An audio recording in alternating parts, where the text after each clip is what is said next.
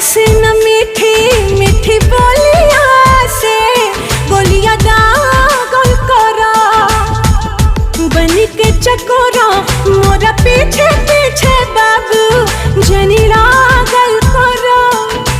दिल के हाल का बा अब कहता नहीं, तुझे ना देखूं तो चैन,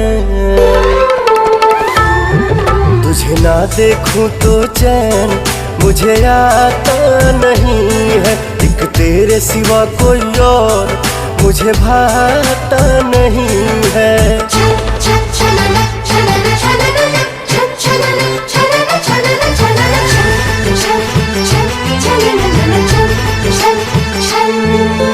खाके कसम काहिले हम तोहरा बिना दूर अब